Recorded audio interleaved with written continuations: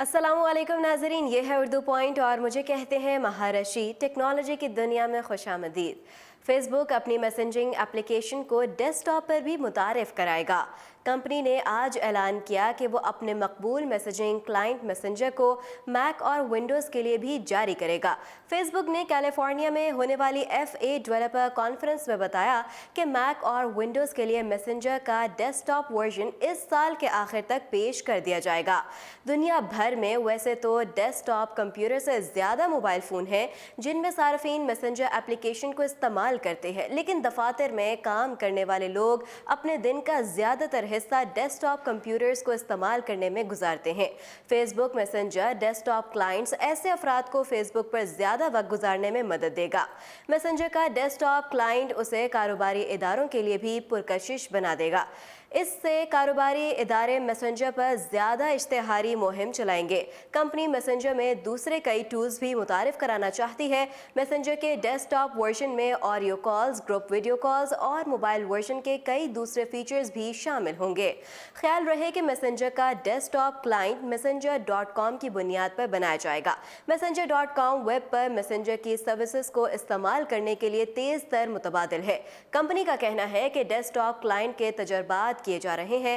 اس سال کے آخر تک اسے ساری دنیا کے صارفین کے لیے جاری کر دیا جائے گا۔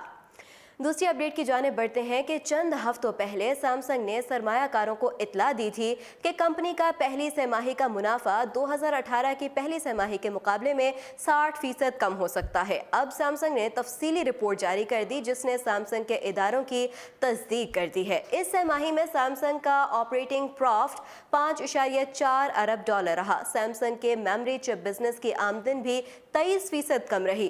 سیمسنگ کو موبائل اور کنزیومر الیکٹرانکس ڈویژن میں بھی منافع کی کمی کا سامنا کرنا پڑا۔ سیمسنگ کا کہنا ہے کہ تازہ ترین فلیگ شپ گلیکسی S10 کے ساتھ ساتھ mid range A series smart phones کی فروخت کافی بہتر رہی۔ کمپنی کو امید ہے کہ اگلی سہ ماہی میں ان اسمارٹ فونز کی طلب میں اضافہ ہوگا۔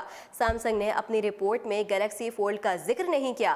اس فون کی نئی لانچ کی تاریخ کا اعلان آئندہ چند ہفتوں میں متوقع ہے۔ سیمسنگ کو امید ہے کہ فولڈیبل ڈیوائسز مستقبل میں کمپنی کے ڈسپلے ڈویژن کا منافع بڑھائیں گی۔ کمپنی کو یقین ہے کہ فولڈیبل ڈیوائسز گلیکسی نوٹ اور 5G سے وہ مارکیٹ میں اپنی پوزیشن برقرار رکھیں گے۔ اگلی اپڈیٹ کی جانب بڑھتے ہیں۔ آپ کو بتاتے ہیں کہ اب انسٹاگرام پر غیر تجارتی اداروں کے لیے عطیات جمع کرنا کافی آسان ہو جائے گا۔ فی الحال امریکی صارفین ایک نئے فیچر سے اپنے پسندیدہ غیر تجارتی اداروں کو بآسانی عطیات دے سکیں گے یا ان کے لیے عطیات جمع کر سکیں گے۔ فیس بک کے ملکیتی پلیٹ فارم انسٹاگرام نے سٹوریز میں ڈونیشن سٹیکر متعارف کرائے ہیں۔ یہ سٹیکرز غیر تجارتی ادارے کے اکاؤنٹ سے براہ راست مربوط ہوں گے۔ اس فیچر کا استعمال کافی آسان ہے۔ صارفین سٹیکر ٹرے میں اس کے آئیکن پر ٹیپ کر کے اپنے پسندیدہ غیر تجارتی ادارے کا انتخاب کر سکتے ہیں اور پھر انسٹاگرام کے ٹولز استعمال کرتے ہوئے عطیہ دے سکتے ہیں۔ یہاں پر آپ سوائپ اپ کر کے دیکھ سکتے ہیں کہ آپ نے اپنے پسندیدہ ادارے کے لیے کتنے عطیات جمع کیے ہیں۔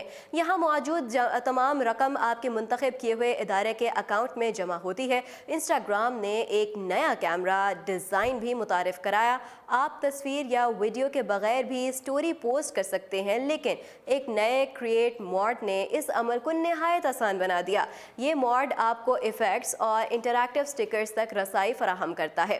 ڈونیشن سٹیکر کا فیچر تو صرف امریکہ میں دستیاب ہے، لیکن کریٹ موڈ ساری دنیا کے صارفین کے لیے جاری کیا گیا۔ ٹیکنالوجی کی دنیا سے فی الوقت اتنا ہی۔ مزید خبریں جاننے کے لیے دیکھتے رہیے اردو پوائنٹ۔